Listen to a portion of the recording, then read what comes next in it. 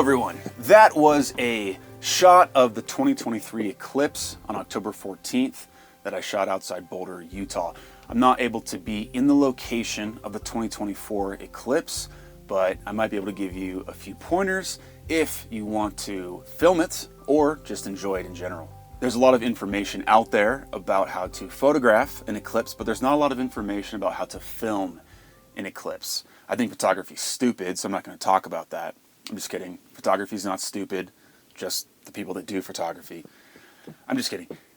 I'm a film guy, so I chose to film it 24 frames a second, just like a movie.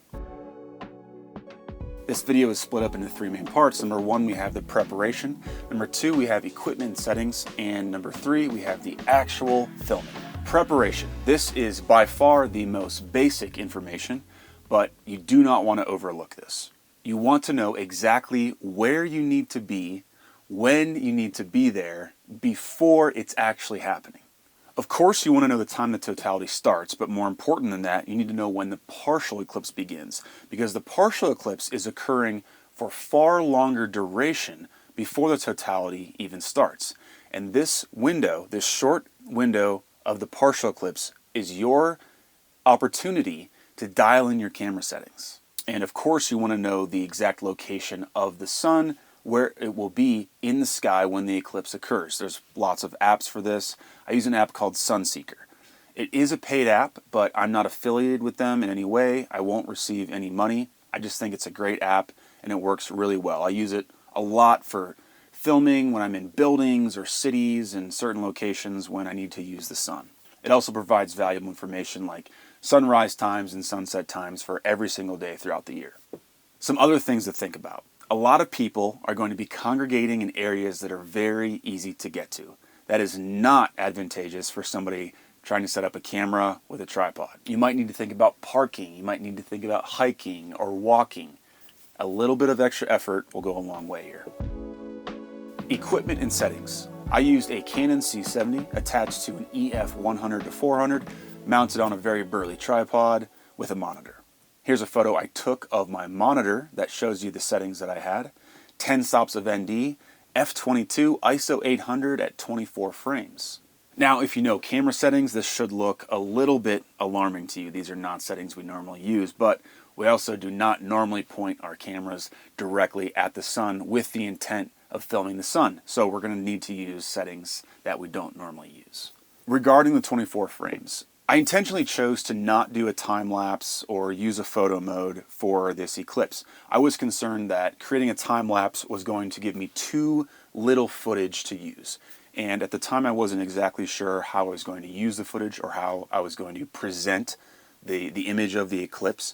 But I decided that filming it like a movie, 24 frames a second, even though I'd have extra data and use up a whole bunch of my card, that having all that extra footage and the extra time would give me the best versatility.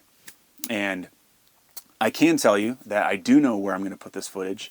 This eclipse footage will be shown in an upcoming documentary film of mine that I'm working on here in the desert of Utah.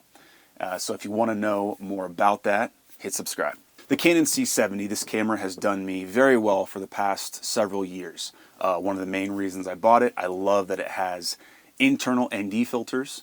I had to crank it all the way up to 10 stops. If you are going to use an external ND, and it's a variable ND that you attach, that you screw on to the end of your lens, you need to be very careful. You've probably noticed that if you try to crank that variable ND all the way to its darkest position, you might start to get that nasty X pattern that comes into your image. So my advice is to practice that in the sun before the day of the eclipse. Know where that limit is so that you don't ruin your image with the X pattern. Now to the actual filming. I did not forget to talk about my lens specifically.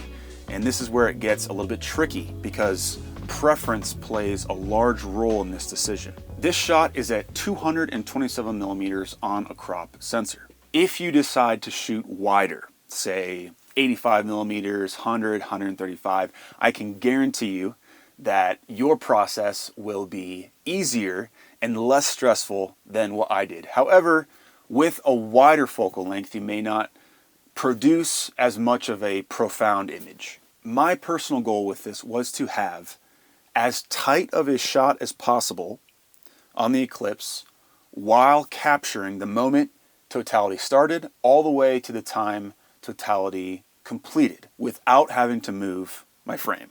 Essentially, this turned into a big guessing game for me during the partial eclipse before the totality started. So I had to point my camera at the sun and judge its change of movement that would occur within approximately a 5-minute period. So totality is approximately 3 minutes, and say you want a minute in front of that and a minute behind it. At 200 millimeter focal length or anything greater, you would be very surprised at how quickly the sun will move across that frame. And so after repositioning my camera 4 times during the partial eclipse, I was able to get a pretty good decision on exactly where I needed to point my camera in order to capture the entire time of totality. And after that, it was just a waiting game.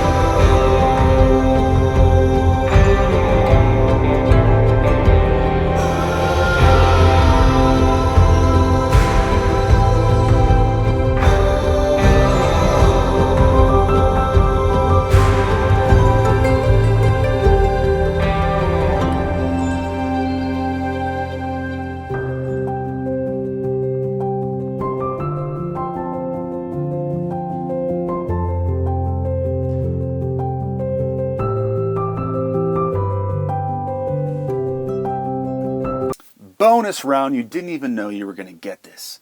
The differences in eclipse. So the one that's occurring in 2024 is called a total eclipse. The one that occurred last year, 2023, that was called an annular eclipse. Now, the difference is very simple. It all has to do with how the moon orbits around the Earth. And it doesn't orbit in a perfect circle. It's a circle. It orbits in an elliptical shape. So at times it's closer to the Earth and at times it's farther away. And so for the annular eclipse, the moon is actually a little bit further away.